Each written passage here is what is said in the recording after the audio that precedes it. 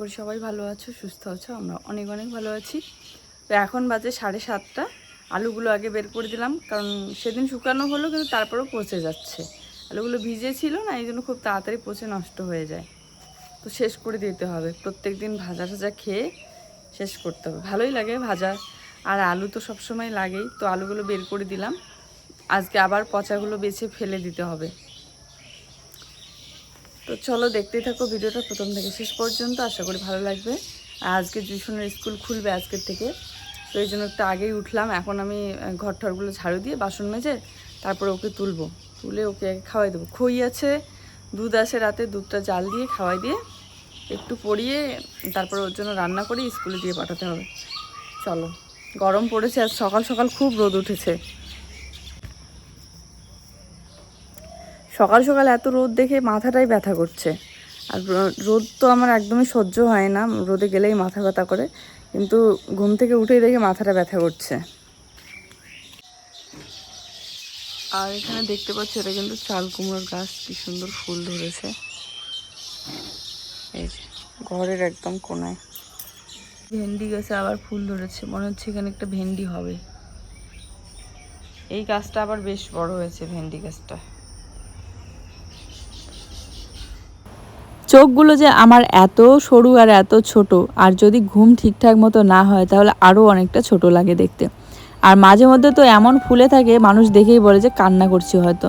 কারণ একটুখানি কান্না করলেও আমার চোখ খুব ফুলে যায়, বা ঘুম না হলে বা মাথা ব্যথা হলেও কিন্তু আমার চোখের গোড়াগুলো একদম ফুলে থাকে। আজকের টাইটেল থাম্বনেলটা দেখে তোমরা নিশ্চয়ই বুঝতে পেরে গিয়েছো যে আমি কি বলছি। আমার এই যে এতদিন এত বছর ধরে ইউটিউব ভিডিও করি, প্রত্যেক মাসে মাসে তো টাকা পাই, কিন্তু কত টাকা পাই সেটা হয়তো তোমরা জানো না। আর অনেকেরই ধারণা যে আমি মাসে 70 থেকে 80 হাজার টাকা পাই। অনেকের বলতে যারা একটু বেশি চালাক, যেমন 2-1 জন বা একজন দিদিভাই আমাকে কমেন্ট করেছে যে তোমরা কি জানো এই মেয়ের ভিউজ দেখেই বোঝা যায় ওর ইনকাম 70 থেকে 80 হাজার টাকা মাসে। আমি তো কমেন্টটা পড়েই অবাক। বাপরে, 70 থেকে 80 হাজার টাকা মাসে আমি ইনকাম করি, তবু আবার তোমাদেরকে বলিনি বা জানাইনি। আর ভিডিওতে শুধু বলি এটা নাই সেটা নাই, বা আমার এটা অসুবিধা হচ্ছে সেটা অসুবিধা হচ্ছে। আর তোমরা কি জানো মাসে মাসে আমি 70-80 হাজার টাকা পাওয়ার পর টাকাগুলো কোথায় রাখি? ব্যাংকে জমিয়ে রাখি। আর আমার এই চালের ফুটা দিয়ে জল পড়ে, এগুলো সব কিন্তু অভিনয়, জানো তো। কথাটা বলতে বলতেই আমার হাসি পাচ্ছে।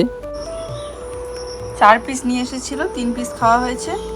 রাতে আমি মাছ খাইনি, আর জুয়ের বাবাই 3 পিস খেয়েছে আর 1 পিস রেখে দিয়েছি।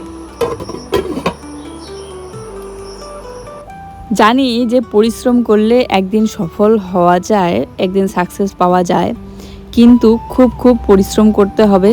আর পরিশ্রম তো করি, ভিডিও তো করি সারাটা দিনের, আমার যতটুকু সামর্থ্য সেই অনুযায়ী পরিশ্রম করি। কিন্তু যত বেশি টাকা, ওই যে কোনো বিজনেস বলো আর যে কোনো কিছুতে যত বেশি টাকা তুমি খরচ করতে পারবে, লাগাতে পারবে, তত তার থেকে ডাবল উঠে। বাজে 10:30। এই যে রেডি হয়ে পড়লাম, আর জুইকে ভাত খাইয়ে রেডি করিয়ে দিলাম। ভাত আমি রান্না করতে পারিনি, ভাত একটুখানি নিয়ে আসলাম, কারণ আমি ভাত বসিয়ে দিয়েছি, এদিকে ফিউজ কেটে গিয়েছে, কারেন্ট নেই, তো এই জন্য আর পারলাম না। কারেন্টের লোক আসবে, তারপর ঠিক করে দিবে, তারপরে কারেন্ট আসবে, তারপরে রান্না হবে। জুইকে দিয়ে আসি স্কুলে।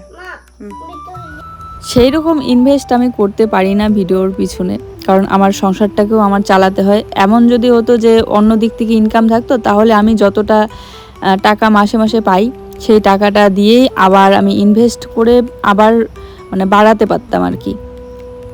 হ্যাঁ, এই কথাটা কিন্তু একদমই সত্যি যে ভিডিওতেও কিন্তু যত বেশি টাকা তুমি ইনভেস্ট করতে পারবা ততটাই উঠবে হয়তো, কিন্তু প্রথম প্রথম হবে না, কিন্তু অনেকটা ধৈর্য ধরতে হবে, অনেকটা পরিশ্রম করার পর একটা সময় গিয়ে সেই সাকসেসটা পাওয়া যায়। নেই তো নেই, এই গরমে আর থাকা যাচ্ছে না। 11:30 বাজে, জুইকে স্কুলে রেখে এসেই কয়েকটা জামা কাপড় ধুইলাম জুইয়ের, তারপরে ঘর দোরগুলো একটু গুছিয়ে ঝাড়ু দিলাম আবার।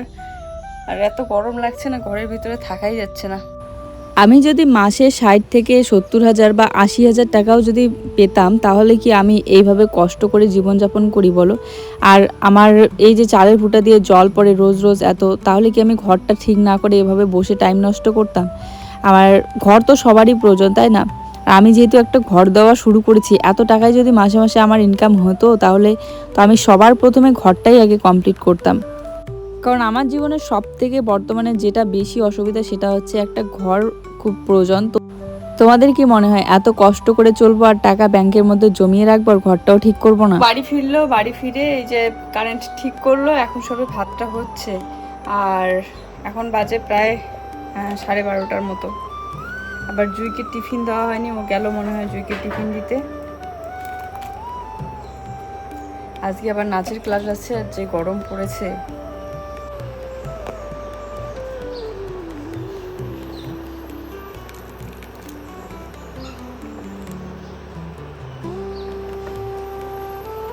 আর তার থেকেও বড় কথা, এত টাকা করে যদি আমার ইনকাম হতো মাসে মাসে, তাহলে সব থেকে বেশি আগে যেটা করতাম সেটা হচ্ছে বাচ্চাকে একটু আরও ভালো ভালো খাওয়ানোর চেষ্টা করতাম, তাই না? তো আমি কেনই বা তোমাদেরকে মিথ্যে কথা বলতে যাব আর কেনই বা লুকাতে যাব? আর ভিউজ এর উপর নির্ভর করে সব কিছুই, তাই না? কখন কমে যায়, কখন বেড়ে যায়। তো এখানেও বাজার থেকে 4টা ডিম নিয়ে এসেছে, আমি ডিমগুলো সেদ্ধ করে নিলাম। এদিকে আবার এডিটও করছি, কারণ আজকে আমাকে সব কিছু রেডি করে তারপরে যেতে হবে নাচের ক্লাসে, ভিডিওটাও রেডি করে যেতে হবে। নাহলে ক্লাস থেকে ফিরতে ফিরতে এতটা দেরি হয়ে যায়, সন্ধ্যা লেগে যায়, পরে আর ভিডিও আপলোড দেওয়াই যায় না ওয়াইফাই দিয়ে, তখন হয়ে যায় সমস্যা। সেদিন ওই জন্য রাতের 11টা বেজেছিল আপলোড দিতে দিতে। তাই আজকে সব কিছু একসাথে রেডি করছি বলে এখনও এই যে মশলাটা বেটে রাখছি, জিরা বাটছি এখানে। আর যেদিন এতটা ব্যস্ত থাকি আর এতটা তাড়া থাকে, সেদিন কিন্তু সব কাজ একদম পরিপাটি করে গুছিয়ে করতে পারি না, একটার পর একটা করে। তো তাড়াহুড়ো করে শুধু যেই কাজগুলো সব থেকে বেশি করা প্রয়োজন, যে না করলে হবেই না, সেগুলোই আগে কমপ্লিট করার চেষ্টা করছি। সপ্তাহে একটা দিন 1.5 ঘন্টার জন্য তবু যদি টাইম মতো নিয়ে যেতে না পারি বাচ্চাকে, আর এত কাছাকাছি, তাহলে কেমন হয়? এতদিন তো ওর পাপা নিয়ে যেত, ঠিক ছিল, আমি এদিকে ধীরে ধীরে কাজগুলো গুছিয়ে করতে পারি। কিন্তু এখন যেহেতু আমি নিয়ে যাচ্ছি, আর আমি নিয়ে না গেলে হয় না, কারণ আমি বুঝতে পারি তাহলে ওর ভুলগুলো আসলে কি কি হয়। নাচ তো আমি নিজেই জানি না, শেখাতে না পারলেও ওকে ওর ভুলগুলো ধরিয়ে দিতে পারি। আর এখন জুসোনা মোটামুটি অনেকটা বড় হয়েছে, তাই অনেক কিছু বুঝতে পারে। ওকে যদি বলি যে শোনা এটা ভুল হচ্ছে, ঠিক করে করো, বা এটা এরকম করে করো, তাহলে কিন্তু ও বুঝতে পারে। সে লেখার ক্ষেত্রে হোক, পড়াশোনার ক্ষেত্রে হোক, বা আর্ট হোক, বা নাচে হোক। এই তো কয়েকদিন আগে এতটা ছোট ছিল যে স্কুলে কি পড়াচ্ছে না পড়াচ্ছে কিছুই বলতে পারে না, জানে না। পরে চলে আসে, আবার যখন জিজ্ঞাসা করি শোনা আজকে কি পড়িয়েছে, দাদাভাই কি বলেছে, দিদিভাই কি বলেছে, কিছুই বলতে পারতো না। কিন্তু এখন কিন্তু ও সবটাই বাড়িতে এসে নিজেই আমাকে বলে যে মা আজকে এটা পড়িয়েছে, দাদাভাই এটা বলেছে, দিদিভাই ওটা বলেছে। এই যে বরবটি আছে, কিন্তু এইটুকুনি তেল দিয়ে কিচ্ছু হবে না। ওই যে স্নান করে আসার সময় ওদিকে ঢেঁকি শাক তুলে নিয়ে এসেছে। বললাম যে তেল বাড়ান তো এখন ভাজা করব না, কিন্তু ও বলছে তেল এনে দিবে। ঢেকে শাক খাইতে গেলে ভালো লাগবে, অল্প আনছি না। হ্যাঁ, কিন্তু আমার হাতে একদম। তো এই যে ডিমের ঝোল আর ভাত করলাম আমি। ওইদিকে ঢেঁকি শাক ভাজা করছে, কারেন্টটা গিয়েছিল, এখনই আসলো। জুইকে এখন খাইয়ে দিয়ে আজকে আমাদের বিয়ে হওয়ার প্রায় 8টা বছর হয়ে গেল। সংসারের কিচ্ছুই জানতাম না, কিন্তু আমি আমার এই ছোট্ট একটা ঘর আর ছোট্ট একটা সংসার জীবনে যে এতটা ব্যস্ত হয়ে পড়ব, সত্যি আমার জানা ছিল না। বর্তমানে আমার সংসার জীবনের এই ভিডিওটা তো করতেই হয়, কারণ এটাই যেহেতু একটা ইনকামের রাস্তার, অন্য কোনো ইনকাম নেই। যদি থাকতো বরের সেরকম একটা ভালো ইনকাম, তাহলে আরও ভালো হতো। তো ভিডিওটা করা বাদ দিয়ে আর সংসারের কাজ বাজ এগুলো তো করতেই হয়, তাছাড়া আমার বাকি যতটা সময় সবটাই জুইয়ের জন্য। এই যাচ্ছে, ওর সাইকেলটা নিয়ে গিয়েছে, তো এই জন্য টোটোতে করে যাবো। এই যে টাকা দিয়েছে, এখান থেকে বাজার পর্যন্ত হেঁটে যেতে হবে, পায়ে হেঁটে গিয়ে ওখানে টোটো।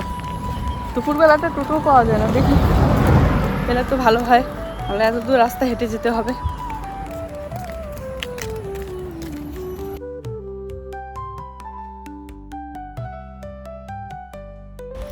আজকে যদি বরের ভালো একটা চাকরি বা ভালো একটা কাজ থাকতো, তাহলে আমি এই যে যেই সময়টা ভিডিওতে দিচ্ছি, ভিডিওতে করছি, সেই সময়টা যদি এখানে না দিয়ে মনে হয় আরও বেশি করে ওই সময়টা আমার বাচ্চাকে দিয়ে মানুষ করতে পারতাম, হয়তো বা আরও ভালো হতো।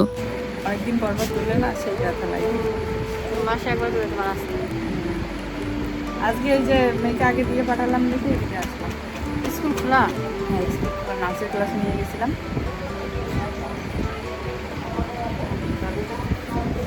তো এখন বাজে প্রায় 6:30। তো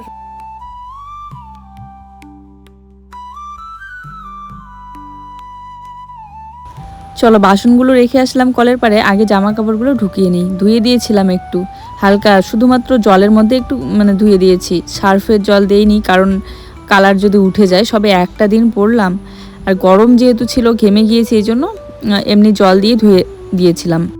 আর আমার এই কুর্তিটা দেখে তোমরা অনেকেই কমেন্ট করে বলেছো যে দারুণ লেগেছে কুর্তিটা। সত্যিতে আমিও পরে না ভীষণ আরাম পেয়েছি, এতটা সফট আর একদম কটন, কালারফুলও বেশ ভালো, এদিকে প্রিন্টটাও ভালো লাগে। তো সব মিলিয়ে কুর্তিটা কিন্তু দারুণ, লংও আছে। আর আমি যেহেতু একটুখানি লম্বা, তো লং কুর্তি পরলেই ভালো লাগে। সন্ধ্যাবেলাটা বাসন মাজতে গেলে এত পরিমাণে মশা কামড় দেয় পায়ের মধ্যে যে বসেও থাকা যায় না, আবার দাঁড়িয়েও থাকা যায় না। তো বেশিরভাগ দিনে ওই জন্য খাওয়া দাওয়া করে আগেই বাসনটা মেজে নিই আমি। আর যেহেতু আজকে একটু আসতে দেরি হলো, তো এই জন্য বাসনটা মাজতেও সন্ধ্যা যাওয়ার সময় একদম সময় পাইনি হাতে।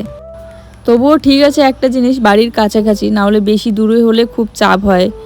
তো দেখো সন্ধ্যাবেলার একদম গোধূলি আলোয় আমার ঘরটা কত সুন্দর লাগছে, একদম কালারফুল লাগছে, তাই না? সামনে থেকে দাঁড়িয়ে আমি নিজেই দেখছিলাম, বেশ ভালো লাগছিল।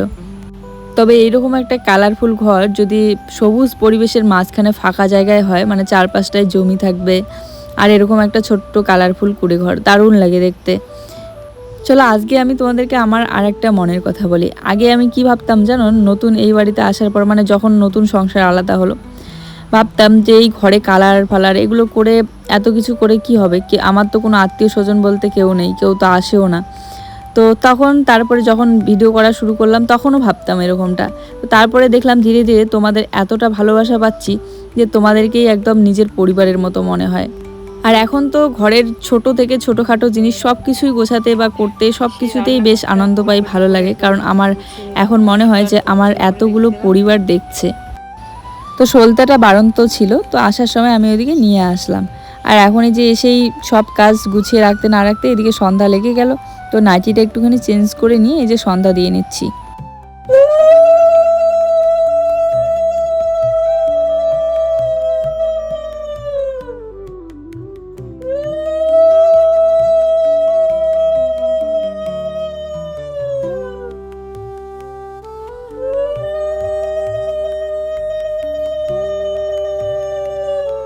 প্রথম যখন পূজা দেওয়া শুরু করলাম, এতটাও ভালো উলুধ্বনি দিতে পারতাম না। এখন কিন্তু আমার নিজেরই মনে হয় যে উলুধ্বনিটাও দেওয়া শিখে গিয়েছি ভালো মতো, আর তার সাথে ওই ঘন্টি বাজানোটাও শিখে গিয়েছি। এই তো যেদিন ঠাকুরের সিংহাসনটা নিয়ে আসলাম, এক হাতে প্রদীপ এক হাতে ঘন্টি বাজাতেই পারছিলাম না। এখন শিখে গিয়েছি অনেকটাই, তবে এখনও শঙ্খটা বাজানো শিখিনি। যাই হোক, ও এদিকে সন্ধ্যাবেলা বাজার থেকে দুধ নিয়ে এসে দিয়ে চলে গেল আবার বাজারে। মানে বাবা এনে তো ওই একটা দোকানের মধ্যে রাখে, সেখান থেকে নিয়ে আসলো। ইদানিং সন্ধ্যা লাগলেই শুরু হয়ে যায় বৃষ্টি, আর বিশেষ করে রাতে তো এক টাইম না হলে এক টাইম হচ্ছেই বৃষ্টি। তবে সারাটা দিন এতটা রোদ আর গরম দেওয়ার পর এই রাতের বৃষ্টিটা কিন্তু অনেকটাই আরামদায়ক।